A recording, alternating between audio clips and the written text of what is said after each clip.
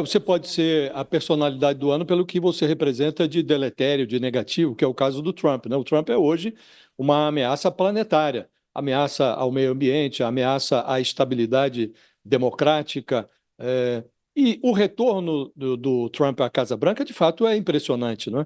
É um feito político impressionante. Impressiona por duas razões. Primeiro, porque mostra que a maior democracia do planeta também está sujeita à insensatez. Insensatez de devolver a, a presidência do país, a Casa Branca, um condenado e que agora está apagando os seus rastros, os processos estão sendo anulados, ele recebeu praticamente um salvo-conduto da Suprema Corte Americana para fazer o que bem entender, e isso não terá consequências criminais, né? E o segundo aspecto é que o Donald Trump, de fato, ele demonstrou uma vitalidade que é impressionante, né? E ele se transformou hoje numa ameaça, não só uma ameaça aos Estados Unidos, porque há muita dúvida sobre as consequências das políticas que ele promete implementar. O primeiro mandato foi um desastre, as ameaças à democracia e o fato de que essas ameaças não se restringem aos Estados Unidos, elas se espalham pelo mundo. A ameaça da ação do Trump nos Estados Unidos é uma ameaça planetária. Então, por essas razões, Fabiola, que são razões negativas, ele de fato é a personalidade do ano. Não significa que é uma personalidade que se deva celebrar. Mesmo as personalidades lamentáveis, elas são dignas de nota. E é o que está fazendo a revista Time, né?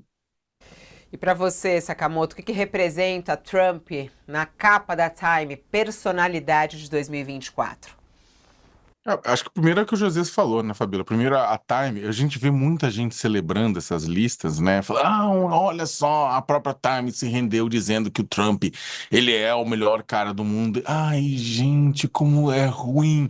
Falta amor no mundo, mas falta interpretação de texto, sabe? Então, lembrando que o José falou, Hitler ganhou a revista do ano, a personalidade do ano pela Time em 38. Acho que Stalin ganhou em 40 e 41, 42. Stalin ganhou duas vezes, né? E Hitler ganhou uma, né? E George W. Bush ganhou duas, Obama ganhou uma, o Papa Francisco já ganhou, o Papa João Paulo II já ganhou. E no ano passado foi a Taylor Swift. Vou lembrar muito bem. O Musk já ganhou também, né? Então, e eu concordo plenamente, né? Gostando dele ou não, e eu acho que é isso interessante que a gente precisa voltar a fazer análises para poder reconhecer uma pessoa como competente naquilo que ela fez, independentemente de você gostar dela ou não. Eu não tenho nenhum apreço, né, a Donald Trump por conta de tudo que ele é, de tudo que ele representa, né? Não precisaria nem estar explicando aqui. Agora, eu não posso não reconhecer nele uma pessoa que, ao que tudo indica, estava acabada, destruída, deu a volta por cima, retomou, manteve durante todo esse período o controle sobre o Partido Republicano. Não é que ele só retomou agora no último ano, ele manteve o controle sobre o Partido Republicano.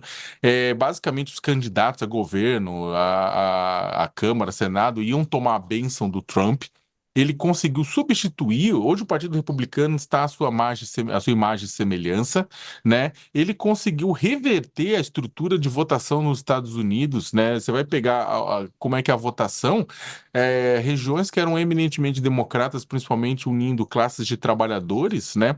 Grupos de populações trabalhadoras foram para a mão do Trump, e locais que eram eminentemente democratas, por mais que continuaram democratas como a Califórnia ou Nova York continuou democrata, mas é menos democrata no número de votos, né? Exatamente por conta do Trump. Ele vai ajudar a redesenhar, né, o que a gente conhece como futuro nos próximos 4 anos, não tenho ideia, não tenho dúvida nenhuma. A questão é, vai ser para melhor ou vai ser para pior? Eu, particularmente, tenho meu vaticínio sobre isso, o que não impede reconhecê-lo nele, o grande personagem deste ano. Bom, o pessoal tá falando aqui, e é isso, a interpretação de texto. É sempre muito difícil as pessoas entenderem, né, o que é a personalidade do ano, mas o grande destaque. Mas é óbvio, né? Trump conseguir essa vitória mais uma vez, com as denúncias, com todos os absurdos que ele falou, né, nos últimos tempos, com as investigações e tudo mais, é realmente algo que surpreendeu e a gente está na expectativa. Ele assume em breve, né, Sakamoto? O que virá aí? A gente está falando da personalidade de 2024, agora o que será de 2025 para frente, não só nos Estados Unidos, mas no mundo. Mas tá aí, O Donald inaugura- Trump. Oi? o Inauguration Day dele vai ser agora dia 20 de janeiro, né? E é interessante, vamos lembrar todos e todas que em 6 de janeiro de 2020, né? A gente teve, de 2020, 2021, agora já, quase, 2020, tivemos o ataque dos seguidores de Trump ao Capitólio, né? E foi uma situação extremamente revoltante. Foi o 8 de janeiro de 2023 deles, né? Agora, isso também mostra uma coisa interessantíssima, né? O pessoal fala assim: ah, isso significa que o Bolsonaro vem aí. Muita gente fala: olha, o Trump assumindo agora significa que o Bolsonaro vem aí. A gente nunca sabe o dia de amanhã. O presidente Jair Bolsonaro pode conseguir reverter muita coisa, vai saber o que pode acontecer. Mas a justiça norte-americana não é a justiça brasileira. A lei norte-americana não é a lei brasileira. A Constituição norte-americana não é a Constituição brasileira. Né, você tem no Brasil, os Estados Unidos, que já foi o país com os melhores freios e contrapesos entre as instituições da República, neste exato momento tem uma Câmara e Senado dominado pelo trumpismo, o Executivo vai ser dominado pelo trumpismo e o Suprema Corte dominado pelo trumpismo.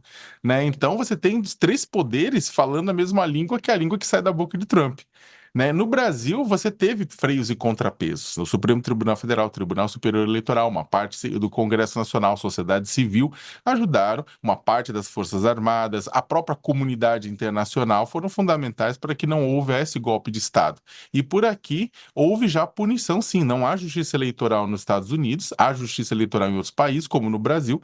Por conta disso, Bolsonaro condenado 2 vezes e tornado inelegível, e ainda tem uma justiça que está analisando o caso de tentativa de golpe de Estado e que pode tornar Bolsonaro inelegível por toda a vida. Vai lá, Sakamoto, com toda a tua classe